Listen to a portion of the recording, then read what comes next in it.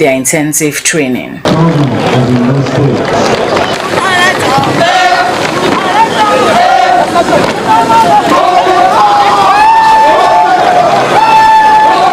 Amotekun Commander Adetunji Adeleye thanked Ondo State Governor Lucky Aiyedatiwa for robust logistics support and acknowledged sister agencies for their synergy against insecurity. Addressing the new recruits, Adeleye said their deliberate strategic training aims to tackle emerging threats and charged them to uphold integrity, good character, avoid intimidation, and earn community trust. Our profound gratitude to His Excellency, Honorable Dr. Lucky Aiyedatiwa, the Executive Governor of Ondo State, whose unwavering political will, strategic foresight, and moral courage have continued to strengthen the security architecture and governance in our dear state.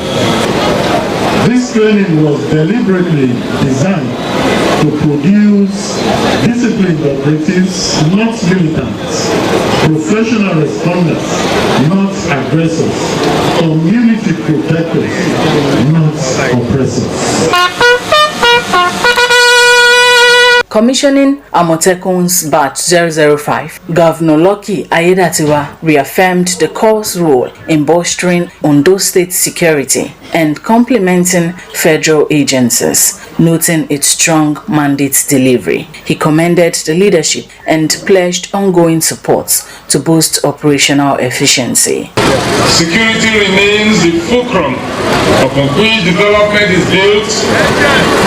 No society can prosper where fear and trepidation reign. No economy can thrive where lives and properties are unsafe.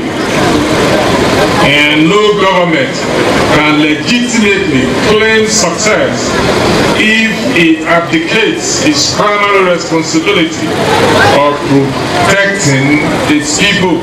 This Batch 05, therefore, is not merely an addition in numbers, it represents an upgrade in capacity, a reinforcement of doctrine, and a strengthening of our collective resolve to secure every inch of Ondo State, from our forests to our farms, from our highways to our homes.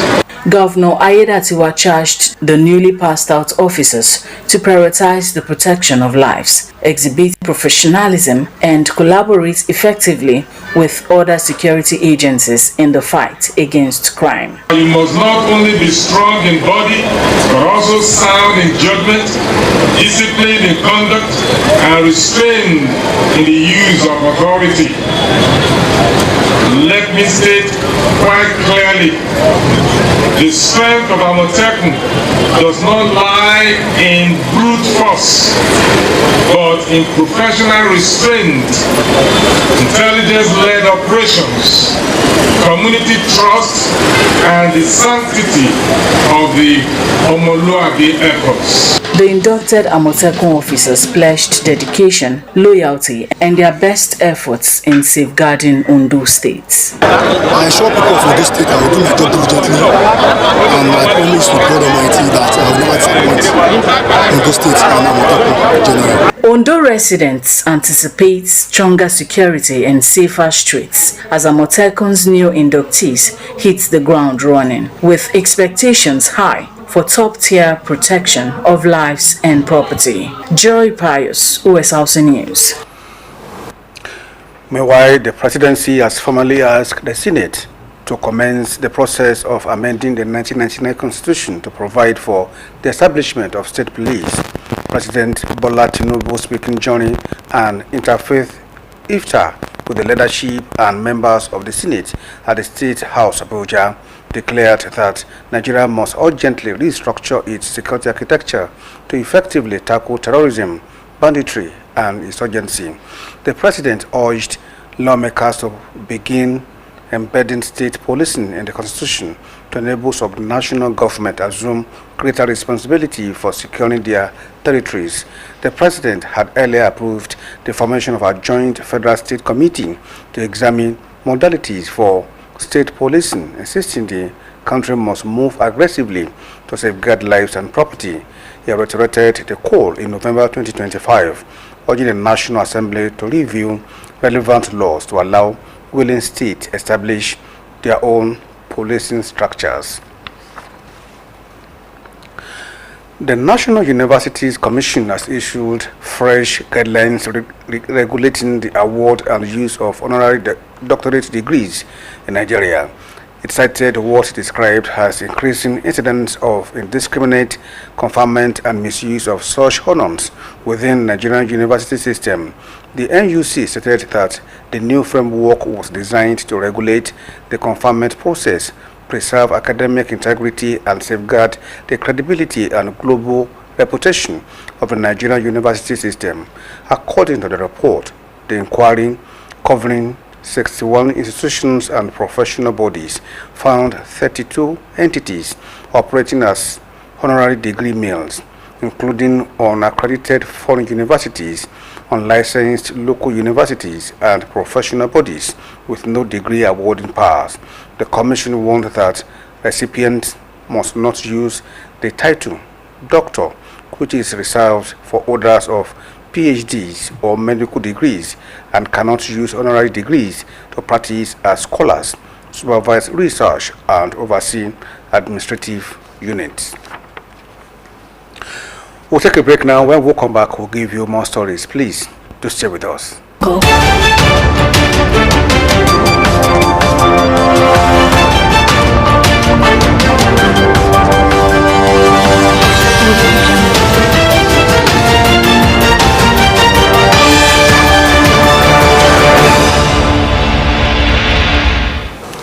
You're welcome back, and thanks for rejoining us. You can watch us live on our digital channel Moplex 720 on our website www.osrc.ng, or follow us on Facebook at Osrc TV, and on YouTube you can subscribe to our channel Osrc TV Ondo.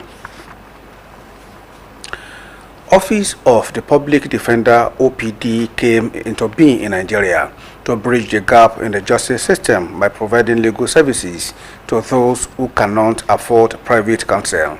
Set up in Ondo State in 2004, the OPD has provided free, high-quality legal advice, representation, and advocacy to indigent, vulnerable, and oppressed residents.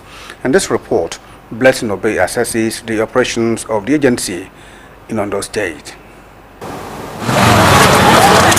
Established in 2004, the Office of the Public Defender was created by the Ondo State government to provide free legal services to citizens who cannot afford a lawyer. The agency, which operates under the State Ministry of Justice, is responsible for defending the rights of indigents and safeguarding fundamental human rights through legal representation. Despite these responsibilities, awareness of the office and its operation remains low among members of the public.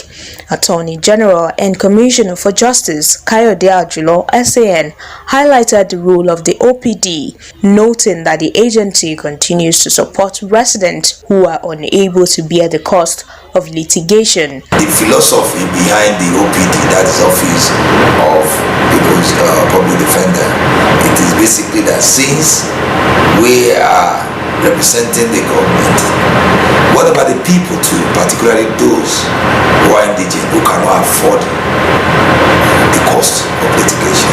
The essence is that there are some people, a lot of people, if you go to our prison today, some people being imprisoned because they stole 2 bags of yams.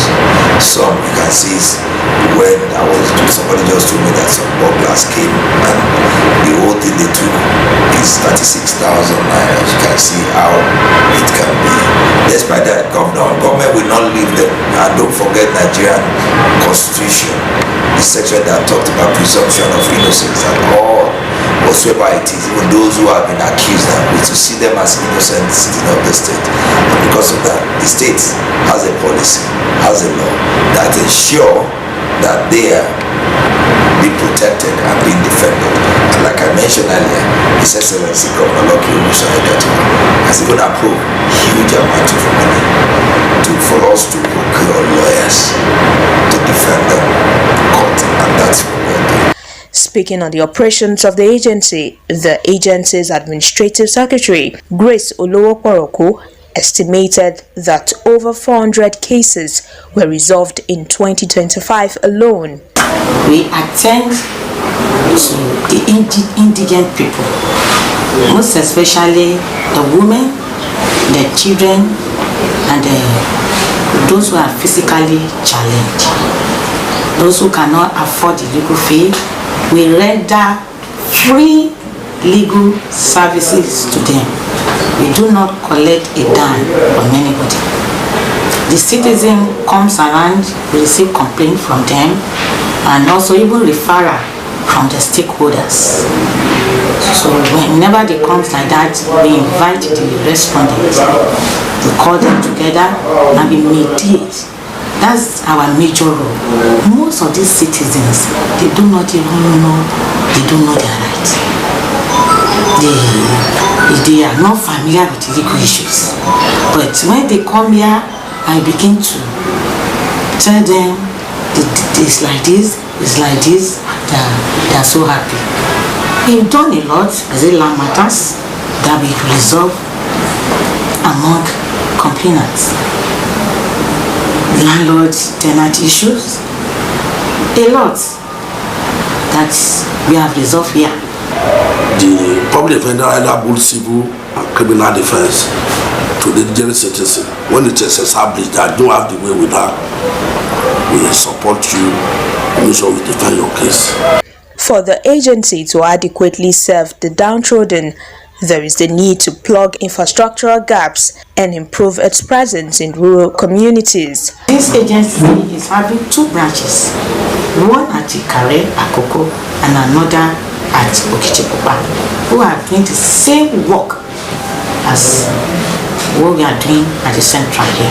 There are still some milestones, there are some things that we still need to tick, and I think the government is gradually facing that. If you go through our budget, last year and this year, His Excellency again has approved and allowed that as we have the Ministry of Justice here, there is a need to build an annex offices of the Office of Attorney General and Commissioner of Justice. And the idea is let us start having the same office in Okitupa, which will be one of the annexes. We have one in Akoko, that's in the Ikare Akoko, and I think we have one should be in, we have the Akure, we have the Okitupa, we have in the Akoko, that is all the three senatorial zones. And you know, when we done it, that we have already, once we have an office there, our officers will be posted there to oversee the areas, and they will be able to effectively cover all the hinterland. The Office of the Public Defender in Ondo State handles both criminal defense and civil matters such as child rights, unlawful eviction, and human rights violations, providing free legal representation and ensuring that justice remains accessible to all, regardless of social or economic status. Blessing Obi, Osrc News. Peculiar Grace Supermarket and SIP Microfinance Bank's new regional office has opened in Akure, boosting Ondo State economy with affordable goods and support for small businesses. The twin projects, a modern supermarket offering affordable household essentials and a regional microfinance hub empowering small-scale entrepreneurs, have been commissioned to boost local access to goods and business support. Adeo Metaiwo completes the story. Dignitaries, business leaders and residents celebrated at the grand opening of Peculiar Grace Supermarket and Zip Microfinance Bank's new regional office in Arakale's bustling commercial hub. The crowd hailed the project as key drivers of Ondo State's commercial and financial growth, promising community-wide benefits. Zip Microfinance Bank Chairman Victor Olatunde called it a platform for grassroots economic transformation. He said the Akure office will boost financial inclusion for small and medium enterprises while generating local jobs. Where they were using for their sales, they gave them a quit order. So we thought that since she's from this place, there will be need to establish her here. So we supported her to grow this place. And in working with them, they will also open doors for employment. And also they will be able to touch a lot of people. Peculiar Grace Supermarket founder Bukola Olatunde thanked God, her family, staff, and Akure residents for their support during the launch. She said the store aims to deliver quality products at affordable prices while generating vital job opportunities for local youths. I want to do something for my precious father and mother. And I thank God that He gave me the opportunity to put my parents' name on it. Because they really did well for me, for my siblings, every one of us. That's when they are talking about property. I said, no, I've gotten my own property from my father. And what's my property is the education he gave me. That's the legacy I can take from him. And I thank God he gave me that education. Ondo State Governor Lucky Ayedatiwa applauded the twin projects as proof of a thriving private sector, represented by Senior Special Assistant on Community Engagement Femi Fadaero reaffirmed the government's dedication to fostering a business-friendly environment. It's part of the drive of Dr. Lucky Orimisan Ayedatiwa to bring about development to our dear state, and this one is one of it. As you can see, we have so many people working here, and this one will contribute more to the GDP of Ondo State. We are very happy, and our Akure people, we are very happy, and knowing fully well that this one is coming from one of the daughters of Akure. Early shoppers expressed satisfaction over Peculiar Grace Supermarket's competitive prices, hailing it as timely relief amid rising living costs. In this kind of thing here, I know we are going to have a very fair market, quality products and fair pricing. This place is first of its kind. I love it, and their service is very, very okay. So I will employ people to patronize this place. The commissioning ceremony featured prayers, a sermon, and official ribbon cuttings.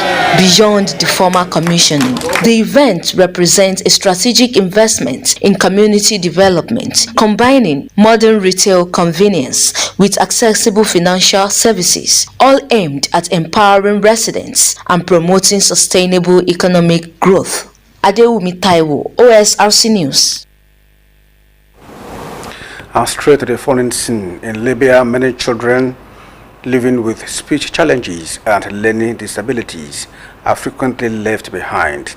Public schools often lack the necessary resources, and teachers are not adequately trained to support their needs. However, a small center in the city of Sarata is working to make a difference. Sunday Kolawole completes the story. About 80 kilometers from Tripoli in the city of Sabrata, a family-run center is changing lives. It specializes in education for children with special needs, helping young people with speech impediments and learning disabilities. Rahab Abdul said Open Helim, which translates loosely as freedom of expression, in 2020 with her mother. She says the biggest issue is awareness. People don't understand the special needs their children require. They think their child will eventually be fine in the public system, but in public schools they don't have qualified staff or resources to deal with special needs children. While there are other private centers in Tripoli, they are too expensive for most families.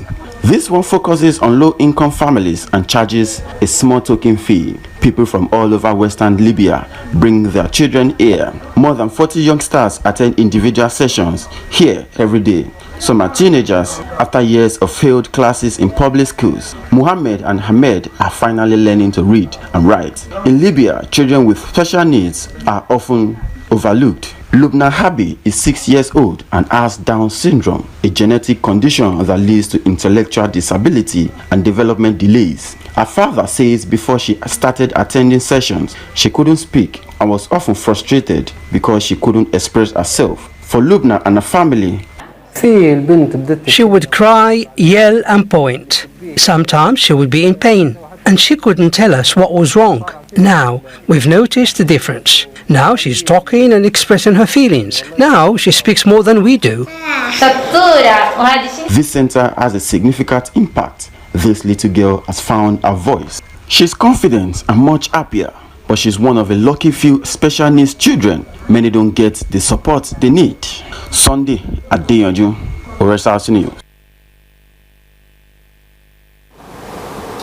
2 ships from Mexican Navy have departed for Cuba, carrying humanitarian supplies, including powdered milk, beans, and other non-perishable food items. The shipment underscores Mexico's growing role as one of Havana's strongest allies, especially as the United States intensifies efforts to restrict crude oil flows to the island. Adirunke Kolawole reports.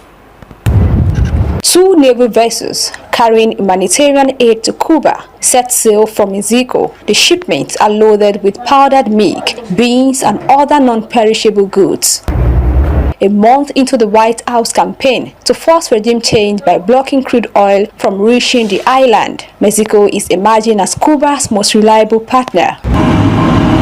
The Trump administration is threatening to impose tariff on anyone who supplies Cuba with fuel. But President Sham says our government is determined to stop a worsening humanitarian crisis on the island. Our government has halted oil shipments, but he says food and medical aid will continue, calling it a humanitarian obligation. Let me make this clear.